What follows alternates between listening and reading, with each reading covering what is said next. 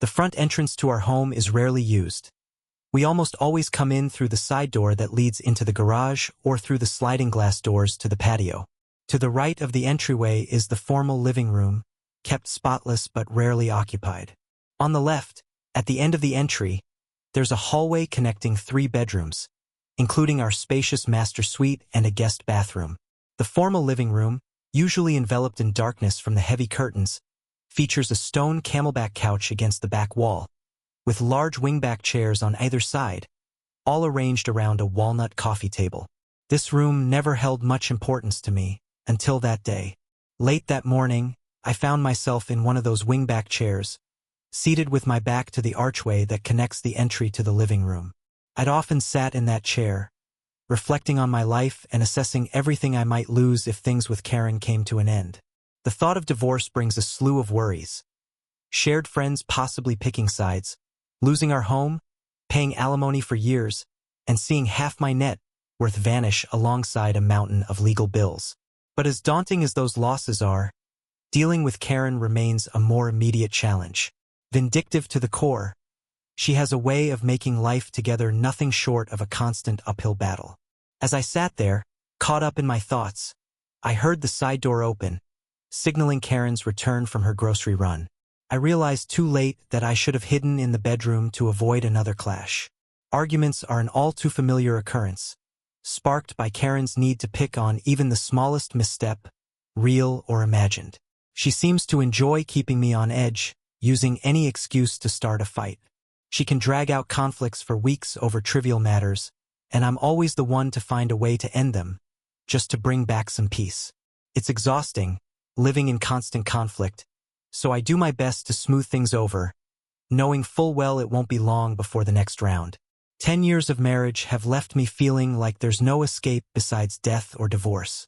Still, I keep trying, if only for my own sanity, not to make things any better for Karen. Then I heard the freezer door shut. She'd put away the frozen food.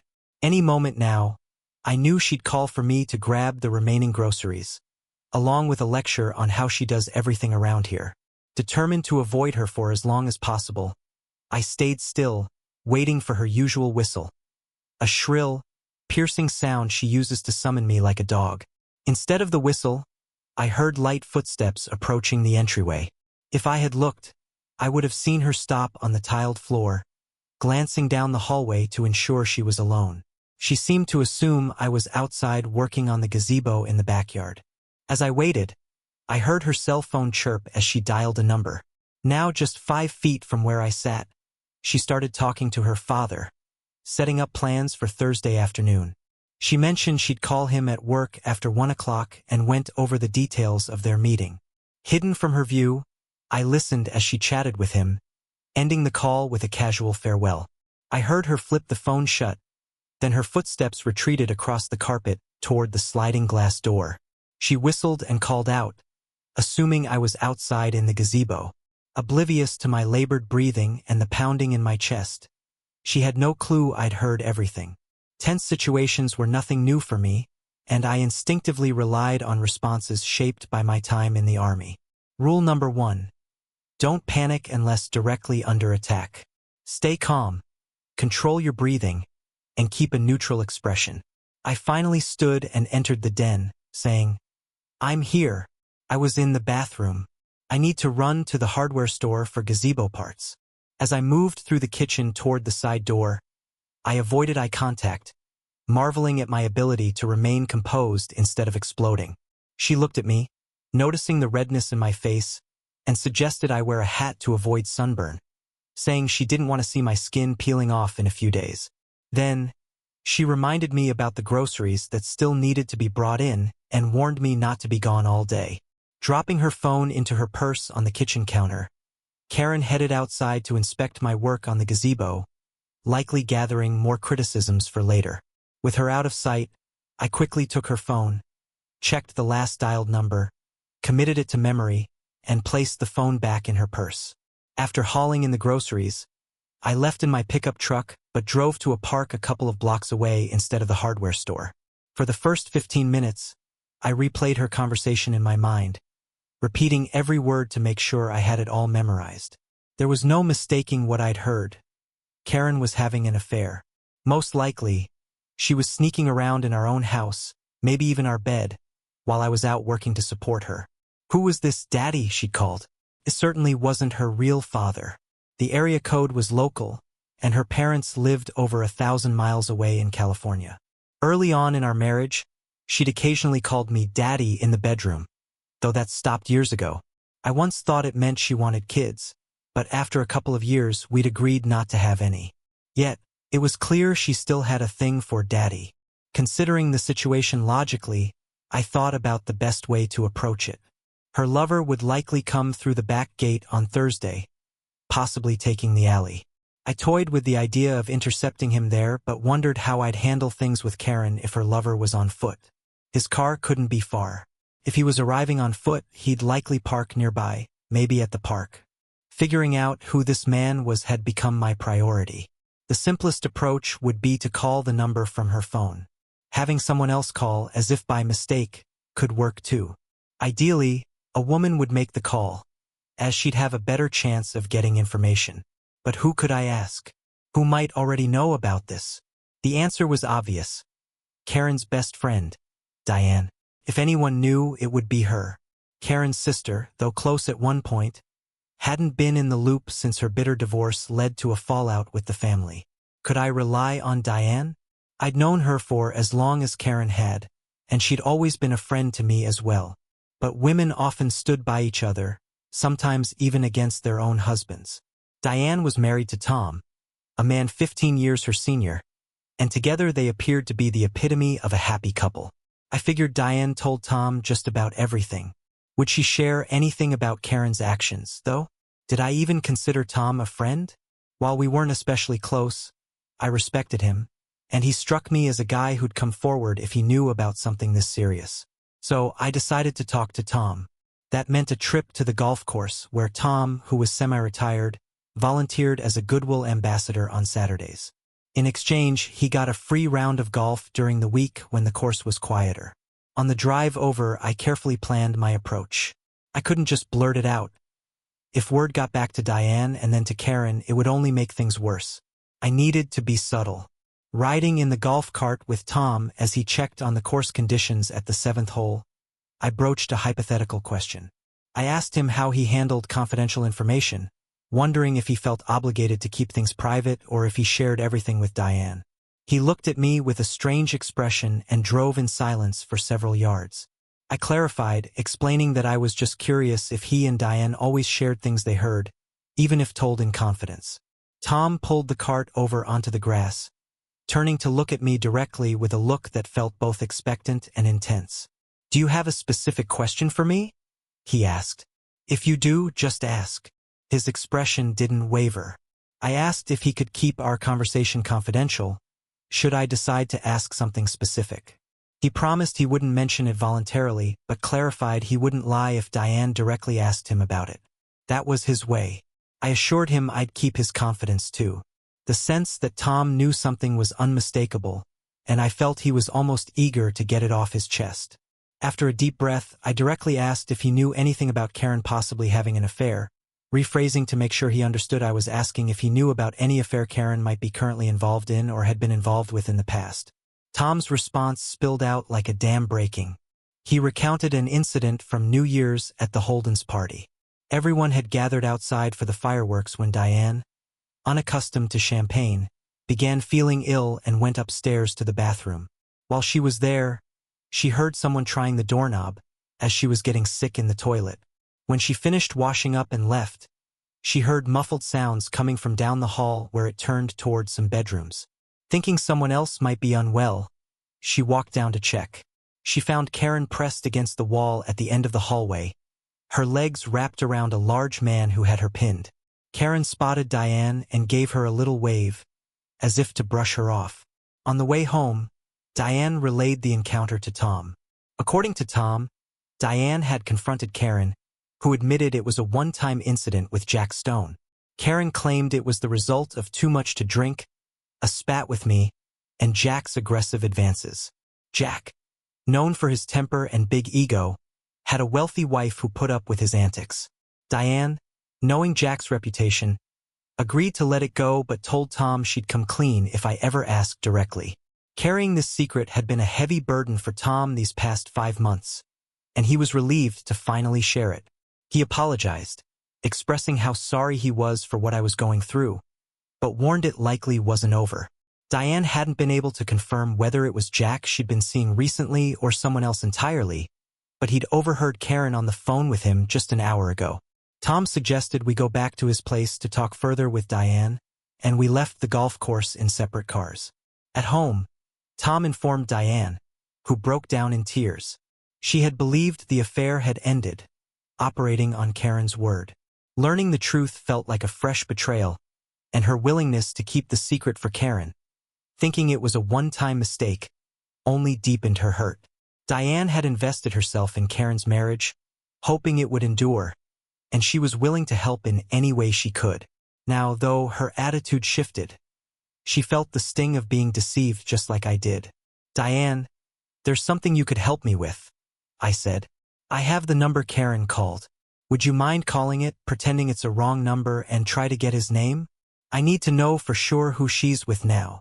Diane, an editor working remotely, held a PhD in English literature and had a background in theater.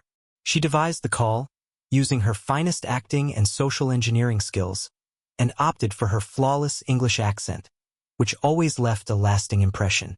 With the phone on speaker, she dialed the number, hearing, "Hi, this is Jack Stone." Diane blinked and replied, "Sorry, wrong number." She hung up, commenting, "Well, that was surely unsatisfying," watching her whole scenario unravel. Yet, the revelation was unmistakable. Karen hadn't ended things with Stone, giving us one more crucial piece of information. Discussing our next steps, I insisted we catch the two of them during their upcoming Thursday meetup, wanting ample ammunition for confrontation. I wanted to confront Karen armed with all the facts, catching her red-handed to expose the lies she must have used to keep it all hidden. I felt reluctant to hire a detective, given the costs and the uncertainty around Karen's interactions before Thursday. I needed a faster way to gather evidence. We fell into a thoughtful silence for a minute or so. Then Diane suggested the idea of a mole. She proposed using someone close to Karen, perhaps her best friend, to draw out the truth. I was hesitant, but Diane insisted, "Never underestimate an angry woman. I've had enough of her lies and how she's treated all of us. I think I can spin a story that'll make her spill everything." Over the next hour, we came up with a plan. Diane would call Karen, sounding desperate and arranging a Sunday morning coffee meeting. Tom would alter Diane's old purse, installing a hidden video camera to record every word and expression. By noon Sunday, we hoped to have everything we needed. Diane called Karen right away, hinting at a situation similar to what happened at New Year's. Karen agreed to meet, secretly amused by her friend's new assertiveness. Diane arrived at the coffee shop early, selecting a table under an awning and setting up her purse with the concealed camera. She did a quick audio test, arranged the chairs for the best angle, and prepared the one-touch recording feature, with the 16 gigabytes card providing plenty of storage. Tom had cleverly secured the camera and microphone with Velcro, hiding them within the pattern of her purse. When Karen arrived, Diane was ready. Diane asked Karen to grab their coffee, mentioning she'd hold their spot in the most secluded area. As Karen returned with their drinks, Diane discreetly pressed the recording button. They quickly covered the basics, and then Diane launched into her story. She explained her dilemma, that there was this guy who was interested in her, and she didn't know what to do. She described him as attractive, especially since it had been ages since she and Tom were intimate. Diane mentioned that Tom completely trusted her and that she'd never cheated on him, but admitted she felt tempted now and needed Karen's advice. Karen quickly encouraged her, saying, "Go for it, girl. Honestly, I don't know why you haven't done this sooner. Tom's nice, but honey, he's past his prime. You're still young and cute. I've always admired that about you, but I've never understood why you waste your time with Tom." Surprised, Diane asked if the New Year's party was truly a one-time thing. Karen replied, "Honey, I won't lie to you. I had to tell you that at the time or you might have spilled the beans. But now that you're in a similar situation, we can share all this." Encouraging Karen to go on, Diane asked how things started with her and Jack.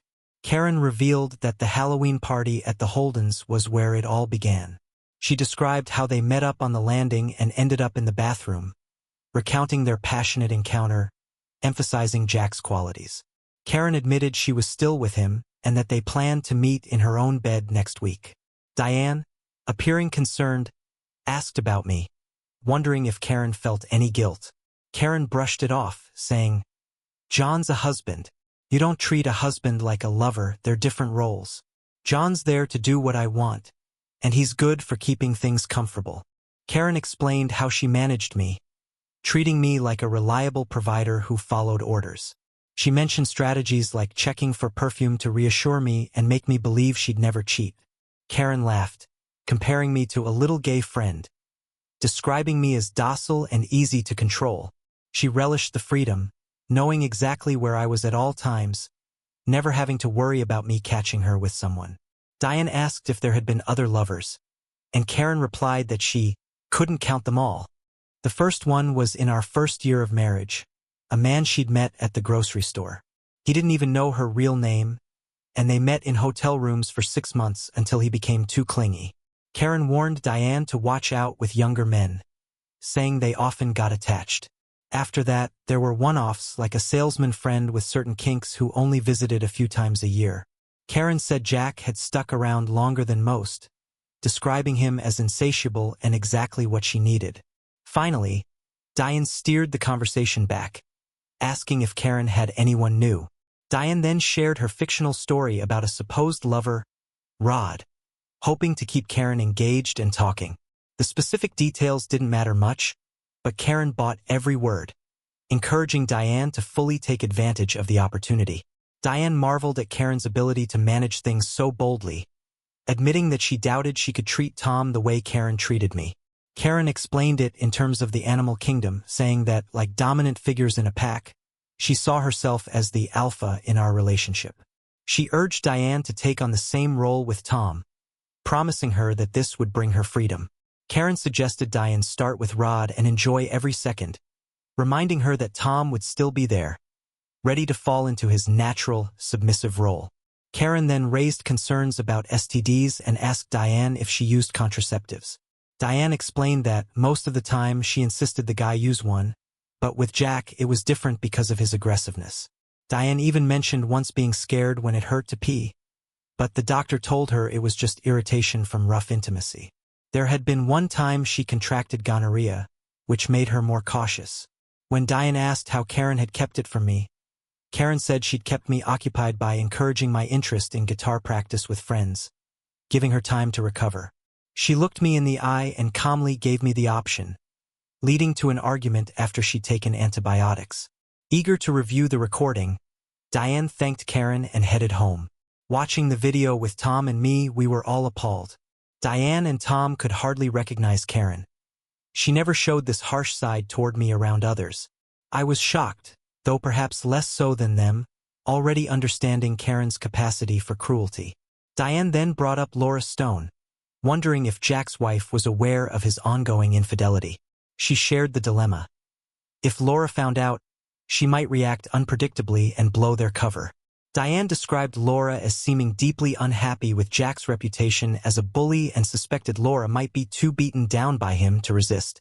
Diane considered involving Laura but sought our advice. Diane thanked us for our help and assured us she'd keep us out of any further details. She specifically asked me not to do anything stupid. I admitted I'd made my share of mistakes over the years, but reassured her I had no violent plans. I asked everyone to avoid taking Laura's calls if she reached out, saying I'd take full responsibility for dealing with any fallout. That evening, Diane called Laura Stone and introduced herself. She mentioned they'd chatted at Holden's parties and asked if Laura was in a place to talk freely. She then broached the subject, revealing that Jack was seeing someone Diane knew. Apologizing, she said Laura had a right to know. There was silence. Then Diane heard faint sniffles and sobs. Laura shared her frustration, recounting past incidents that Jack had sworn were over a year ago. She'd taken him back on the condition he'd change, warning she would leave him if he ever repeated his mistakes. Diane offered comfort and support, willing to help however Laura needed. Laura, moved by Diane's concern, outlined her plan. She explained that her husband would never share her bed again, pointing to a strict prenuptial agreement that left him penniless if divorce due to infidelity was proven. She described Jack as unfit for work, suited only for social events and infidelity, and now she was determined he'd face the consequences. In response to my offer to gather evidence, Laura committed to staying composed until she had proof in hand. Plans were made for someone to collect initial evidence from my office the next day. Diane scheduled a meeting and called to confirm a Monday appointment at 1 p.m. When I arrived at Diane's office, I introduced myself to Mrs. Stone, the wife of the man involved with my wife. Placing the camera on her desk, I queued up the relevant section and played the recording. Though the video screen was small, the audio quality was crystal clear. Watching Mrs. Stone's reaction, I saw her tears and offered what comfort I could, acknowledging that she likely knew her husband's tendencies. After the video, I shared my plans with Laura, inviting her to participate if she chose, though I left it up to her. Laura revealed years of enduring Jack's bullying, expressing a strong desire to see him suffer for once. When asked if I planned any violence, I admitted things might get messy but assured her I didn't intend to cause harm. After the meeting, I found myself increasingly distracted at work. The things Karen had said in the recording echoed in my mind, unsettling me deeply. Some of her words stung because, though harsh, they contained bits of truth. I realized she saw my conciliatory nature as a weakness and viewed me as a wimp. Despite the pain, I began to consider how Karen might react if I showed a different side of myself on Thursday, a more assertive side. Reconciliation was out of the question. I understood now that trust between us was shattered beyond repair. On Tuesday and Wednesday, my productivity at work took a nosedive as I played out different scenarios in my head. I went over each potential outcome, preparing myself for what was to come. Thursday's events would demand adaptability, so I spent time refining my approach, knowing I might need to act on the fly when the moment arrived. At home, the tension was thick, and conversations were reduced to basic necessities. Karen, usually assertive, noticed my recent behavior and seemed to be studying me, likely to figure out what was going on and reassert her control. Ironically, she was anticipating Thursday herself, intrigued by what a passionate encounter with Jack might reveal about her control over things. On Tuesday night, while Karen showered, I rummaged through my dresser drawers, searching for a keepsake from my grandfather. Both my father and grandfather had served in the military. After Normandy, Grandpa had acquired a set of steel knuckles from a German soldier as a war trophy. As I held the cold, menacing metal, I recalled his warnings about using it but also his acknowledgement that one day it might come in handy. That day had nearly come. It was, in a way, a kind of war. Karen and her lover had broken the rules, and I was prepared to make my own. On Thursday, I forced myself to eat a hearty breakfast, knowing I wouldn't eat lunch but hoping the meal would slow me down less than it might slow my opponent. As I paced around my office, I placed some items in the guest bedroom, planning around whether Karen would wait in the backyard or head back inside after opening the gate. No matter what, I was ready to adapt. Manipulating the steel knuckles on my desk, I paced back and forth, stoking a controlled anger. By 1 o'clock, I changed into jeans, a t-shirt, and a pair of sturdy running shoes. Checking my pockets, cell phone, keys, knuckles, and wallet, I called Karen from my desk phone, anticipating her call. Calm and non-threatening, I explained I'd be tied up in meetings and might be unavailable by phone, hinting I might be delayed getting home. She took my call as a sign of my returning obedience and relaxed, maybe thinking she'd reward me with some make-up affection. That afternoon, she readied herself to meet her lover, and the two arrived at the park 20 minutes later. With Jack's car nowhere in sight, Laura dropped him off, and he jogged to our house, slipping through the backyard side gate. I was waiting, hidden behind a large photinia bush at the corner of the house, well away from the garage. Nervously, I checked the muted phone for the time. At 1:45, Karen appeared in the backyard in a string bikini, heading straight for the back gate. She unlocked it, checked the alley, then closed the gate and settled into a lounge chair under the pecan tree. A signal. I'd left the side gate ajar, so I slipped through, looped around to the front door, and let myself in with my key. Walking over the spot where I'd uncovered her betrayal days earlier, I went inside. In the spare room, I grabbed a cordless drill and some hardware and quietly entered the master bedroom. In less than a minute, I installed a hasp on the inside of the door, leaving a lock dangling and wedging a small piece of wood between the door and the frame to keep it open. Heart pounding, I then took the drill to the guest room, picked up the video camera, slipped the brass knuckles on my right hand, and waited. A lot could go wrong. I might have missed a step, or Karen could have unlocked the gate early, or her lover might have arrived too soon. Thankfully, none of that happened. Keeping my breathing steady, I waited for the moment I'd planned so meticulously. Standing with brass knuckles on my right hand and the video camera in my left, I peered through the slightly open guest bedroom door. The darkened hallway might impact the video quality, but the audio was crucial. At last, the sliding glass door opened, and I heard voices. Karen's laughter mixed with a man's low growl. Imagining his hands on her made my blood boil. I watched as Karen, bikini top already discarded, led her lover into the master bedroom without bothering to close the door. I followed quietly, camera rolling. Kneeling at the doorway, I observed Jack embracing Karen as she closed her eyes and started unbuttoning his shirt. I carefully placed the camera on the dresser just inside the door, capturing the scene on the bed. The hardest part was waiting, forcing myself to document the undeniable act, leaving no room for doubt. I retreated from the door, standing back, my rage simmering.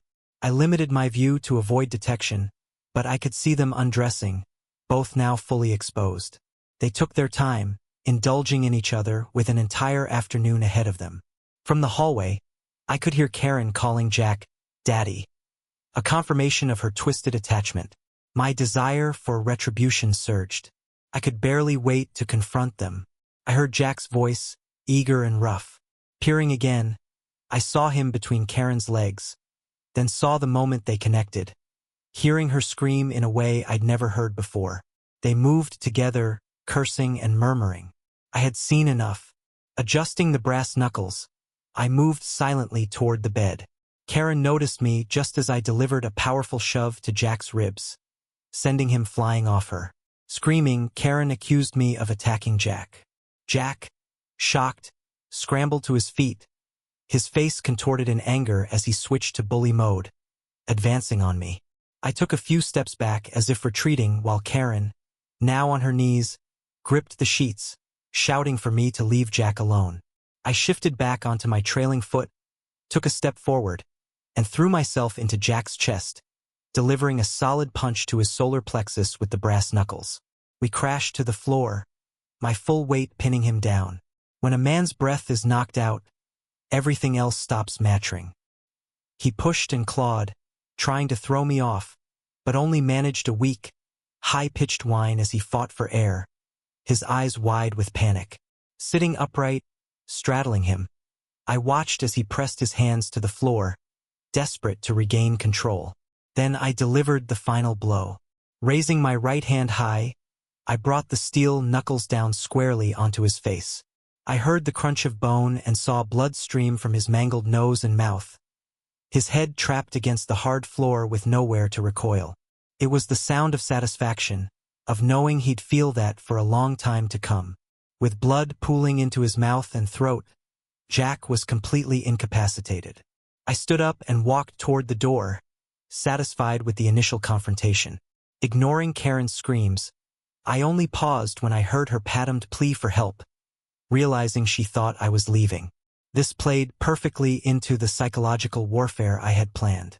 Kicking away the small piece of wood from the door jamb, I closed the door and locked the hasp in place. Turning back to face Karen, I watched her expression shift from anger to frantic realization as she understood that we were all locked in. She was undressed and had no protection from this unexpected version of her husband. Immediately, she shifted her tone, pleading with me. John, oh John, I know it looks bad, but he forced me into this. He's a bully. He threatened to hurt me and you too. He said he would ruin you to have me. I had to do it. I didn't want to. I approached the bed slowly as she spoke, maintaining a stoic expression. Cutting her off, I commanded sternly, "Shut up. You're lying.